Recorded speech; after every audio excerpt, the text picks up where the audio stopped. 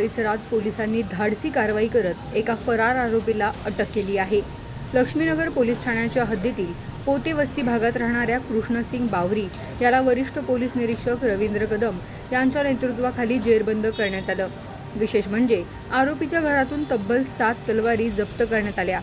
पाहुयात हा special report. Yerwada परिसरातील पोते वस्ती भागात राहणारा कृष्णसिंग बावरी हा विविध गुन्ह्यांमध्ये फरार असल्याची माहिती पोलिसांना मिळाली होती। त्याचा शोध घेण्यासाठी पोलिसांकडून सातत्याने प्रयत्न सुरू होते। दरम्यान पोलिसांना मिळालेल्या गोपनीय माहितीच्या आधारे आरोपी आपल्या घरात लपून बसल्याचं समोर आलं। माहितीच्या खातरजमा झाल्यानंतर वरिष्ठ पोलीस निरीक्षक रवींद्र कदम यांनी स्वतः पथकासह पोते वस्ती परिसरात धाड टाकली। पोलिसांनी घरावर छापा टाकत कृष्णसिंग बावरी याला ताब्यात घेतलं। यावेळी घराची झडती घेत असताना तब्बल 7 तलवारी जप्त करण्यात आल्या। या शस्त्रांचा वापर कोणत्या गुन्ह्यासाठी करण्यात येणार होता का याचा तपास आता पोलीस करतायत।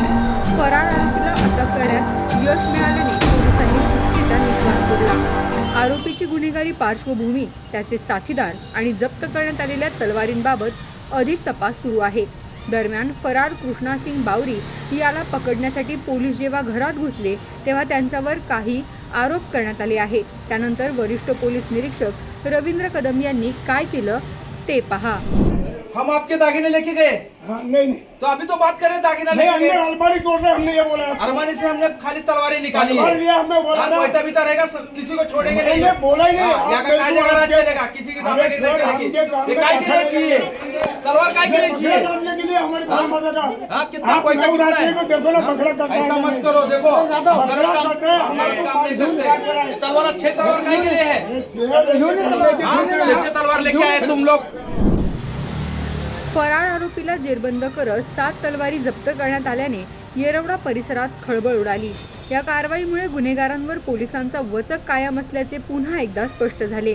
दरम्यान कृष्णसिंग बावरी याच्या विरुद्ध पुढील कायदेशीर प्रक्रिया सुरू करण्यात आली असून जप्त करण्यात आलेल्या शस्त्रांबाबत पोलीस अधिक तपास करत आहेत।